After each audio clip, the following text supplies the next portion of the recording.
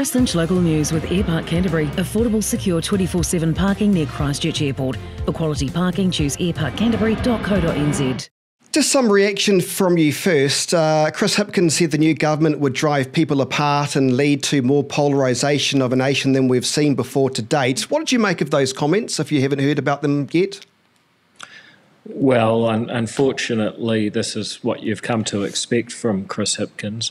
It's not based on fact, it's based on political rhetoric and being oppositional at all times.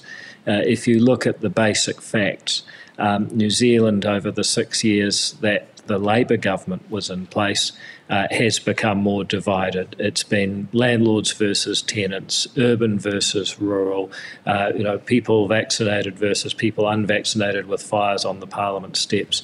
And in particular, the way that this government has interpreted the Treaty of Waitangi is not as a document that unites people like practically every other treaty in the history of humankind intended. They have taken an interpretation of co-government, of partnership defined as tangata whenua and tangata tiriti with different sets of rights. That has been divided. If you look at the agenda of the new government, our agenda is to seek win-wins, to treat everybody as human, and to bring people together under a common banner of our universal humanity and our citizenship of New Zealand. One distressed commentator described the coalition agreement as a big FU for Māori, which is interesting considering there are, I think, 7 Māori ministers in the new cabinet. What's your take on that commentator's critical words? Well, it's unfortunate because I think a lot of people have interpreted themselves as speaking solely for Māori. So if they disagree with our policies, then instead of saying, well, here's why we think the policies won't work or should be different or whatever, they retreat into identity politics. So, for example, this government is very committed to getting more kids to school. Under the previous government, we've seen fewer and fewer kids going to school, and Māori attendance rates in particular have been absolutely terrible. Now, if your goal is to get people to school regardless of their background so that all kids have a bright future, then that sounds to me like something that will benefit those currently attending the least, which may well be Māori on the statistics. And again, I don't think it helps to put people's identity ahead of what they actually do. But unfortunately, because that is the lens through which a lot of the left, a lot of the commentariat, and certainly the outgoing government view the world, they probably do interpret treating people the same that way. I think that ACT and this government's policies will be very good for Māori.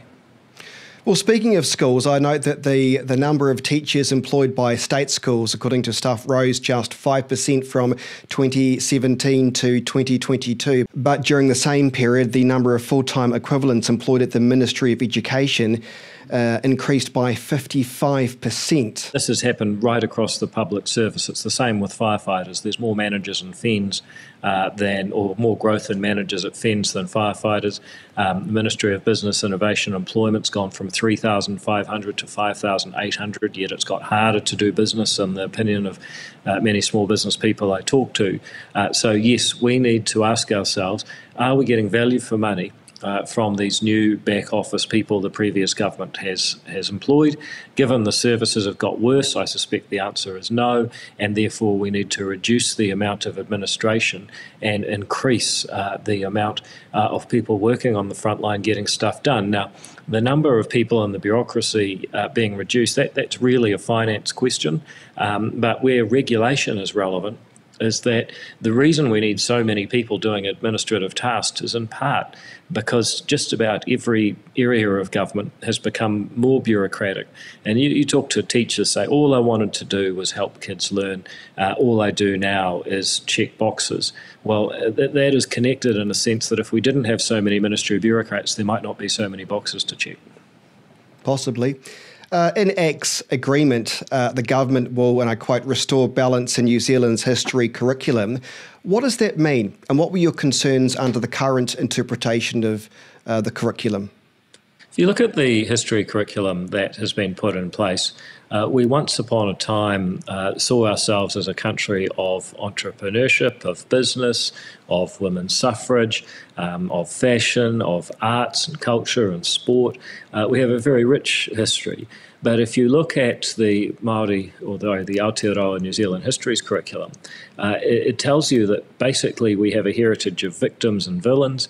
They say that everything is about the exercise of power and colonisation. It's not only dismal, but it's incomplete. And we believe that while our history, particularly around the treaty, the arrival of different waves of migrants, starting with Maori, then European, and more recently people from the Pacific and Asia, that's an important part of our history. But it's far from all of it. And we'd like to see a more positive version of our history, which happily is what you get if you start telling the full story. The government will repeal the Canterbury Regional Council Ngāi Tahu Representation Act 2022. I take it what that means is removing the people that have been appointed to ECAN without that democratic process. They've just been appointed because they belong to Ngāi Tahu. And in your view, well, and in the government's view now, those people will go. Well, that's right. If you're a member of Ngāi Tahu, then you get to appoint a couple of representatives on the board, and then you get to vote for the board, or the council, I should say. Now, you might ask yourself, well, if you're a member of Ngāi Tahu, maybe you should lose your voting rights. That would get you closer to one person, one vote, but it's also absurd. The fact is, you have a vote for the council. That's all you need to be part of a democracy. You shouldn't then get an additional right for your iwi to appoint representatives. So we're just in favour of a view of the treaty and New Zealand as a liberal democracy with one person, one vote, and no additional appointees, particularly not on the basis of ancestry. Act will remove co-governance from the delivery of public services. And I wonder, can you give me an example specifically of what there is currently now that will go? Well, a really obvious example is the Māori Health Authority. That needs to go. And I was talking to a surgeon yesterday, and they told me that when they open someone up, they don't see a lot of difference. We need a medical profession that can focus on the patient in front of them without being overlaid by this co-governed administrative system that assumes that there needs to be one healthcare system for Māori and another for everybody else. For one thing, many people in New Zealand have mixed heritage. So if you look at Karen Shua, she's one of ACT's MPs, she's part Māori, her husband is from Cambodia. Which doctor should her kids go to? This idea of dividing us by race and the administration of public services is totally absurd. If you look through many government departments now, they're busy hiring a Māori co-chief executive. Again, people should be appointed on the basis of what they can do to make a difference to that organisation and help it achieve its objectives. Its objective should not be to uphold a spurious version of the Treaty of Waitangi that requires us to be divided by race. It's interesting you say that, because if you want to currently work at Te Whatu Ora in a corporate communications role in Wellington, I was just looking in some of the jobs available now. This is not medical, by the way. You must, it says, commit to being a good Te Tiriti partner in all of your actions. This includes an understanding of the significance of and the obligations under Te Tiriti and the ability to apply the Te Tiriti principles in a meaningful way to this role. It goes on to say, and competency with Te Ao Māori, Te Kanga and Te Reo, or a commitment to starting your journey and taking ownership of your learning and growth. So under this government, will those types of requirements for backroom office jobs go as well? Look, I would expect so. I mean, there'll be a lot of people out there who just listen to you list all of that, and they're thinking, in return for my taxes, I just want the waiting list culled and I want to be able to see my GP. Now, we can require people in the bureaucracy to do all of those things. Equally, we could actually get them focused on what all humans need, and that is better healthcare. Just a couple of final questions I want to ask. Tertiary education providers receiving taxpayer funds must commit to free speech policy. Explain that to me. How does that work in your view, and what's wrong now that this needed to be part of your coalition agreement? Well, in the previous Parliament, James McDowell, one of ACT's MPs, had a members' bill that would have brought in exactly this requirement, that if you want to get money from the taxpayer, then you've got to have a free speech policy, and there'll be some guidelines around what that means. That means you can't shut down people speaking because you feel that they're hurting your feelings. That means you can't refuse to have somebody speak on a campus because they say, oh, that might hurt their feelings. Universities and tertiary institutions should be places where people are challenged with ideas that make them feel uncomfortable so that they can learn to think and evaluate different ideas and come to better conclusions. We've got a culture in some campuses that is systematically ensuring that can't happen because nobody that might make you feel uncomfortable is allowed to speak. We can't continue doing that.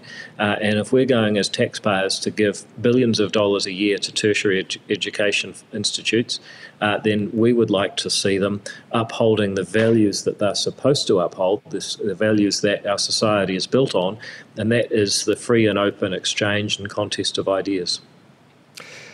The other one that I thought was interesting, allow the sale of cold medication containing pseudoephedrine. I know that there'll be many people probably wanting this. It does seem slightly left field considering, we got rid of it years ago now. Do you remember a time and place where you thought, this is a good policy for ACT, we're going to campaign on this and make sure this is a win for us? I'm just interested to know where your mindset came from that. I got to say, this is not quite why we founded the ACT Party, and it's not our biggest objective, but it is a worthwhile objective. It's an example of being rational about policy. And again, I mentioned I was talking to a doctor yesterday who said, look, when you do an intervention, you have to evaluate whether the intervention works.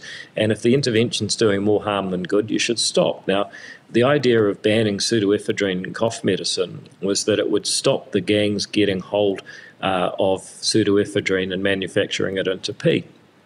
What we've discovered is that actually the price of pee has gone down since that ban, and that would suggest that either the demand for pee has reduced or the supply has increased. Now, sadly, from wastewater testing, it doesn't appear that the demand has reduced. Therefore, if the price has gone down, the supply must have increased. So a bit of econ there, but basically we know that banning the good cough medicine hasn't stopped gangs manufacturing pee. So given it didn't achieve that objective, let's get back the good stuff when we're labouring through the New Zealand winter with the snuffles. But say for argument's sake that we do start to see a steady rise in the use of methamphetamine or the P-labs start to return to the gangs, would you perhaps concede maybe that wasn't a good idea? Are you happy to wait it out and to see what happens? Well, by the same logic of getting rid of the law that hasn't worked, if you discovered that the problem arose and you thought reintroducing the law could help solve the problem, and the benefits of doing that outweighed the cost to people going back to ineffective cough medicine, then sure. You'd look into that. That's the logical way to behave. But based on everything that's happened in the last decade, it doesn't seem very likely. So let's give it a go. David, when the official government, priorities start to take hold around that cabinet table, for you personally, what's the one priority that you just want to start getting done straight away? Look, I want to answer that, but the truth is there is such a mess this government has to clean up that it's hard to really pick one. But I'll give you one, but I'd say it's one of many. What we're proposing around regulation, actually getting stuck into getting rid of bad rules and regulations so people can spend more time producing and less time complying. That is absolutely critical. And if we don't start dealing with the amount of red tape and regulation on our society, then we will continue to be poorer than our neighbours. We won't be able to afford the good pharmaceuticals that they have, and a whole lot of other little signs that we're slipping from being a first world country to a mid-income country will continue to arise. Now, we got to get serious about being wealthy, first world, great living standards, great healthcare, and if we can stop making dumb rules so that people can start spending more time producing and less time complying, that's got to be good for us. Then just give me one dumb rule at the moment that you want to get rid of. Well, I've already had the pseudoephedrine one, but I look at the early childhood education sector. They have some of the most extraordinary rules that you just wouldn't believe. For example, for a long time they defined nappy cream as a medicine, and therefore they needed to get a sign-off from each and every application. So therefore they said, well, this is getting ridiculous. They found a loophole. If the parent provided the medication, they didn't need to get a form signed for applying it. So they did this, and there ended up being daycare centres where they had a whole shelf of labelled nappy creams so that each kid was having applied their own nappy cream. Now, this doesn't make anyone safer, it doesn't make anyone better off. If there was one or two kids that were allergic to something, obviously you'd want to take steps to prevent that. But it's just an example of people spending a whole lot of time trying to comply with or get around a rule that doesn't get one kid coming out of ECE with better skills, more prepared for primary school, but it does increase the costs of going about life in New Zealand. One silly example, but there are many in just about every sector. Interesting example. It probably is providing, 20 jobs for somebody in Wellington, though, probably. David Seymour, appreciate your time this evening. Thank you so much. Thank you.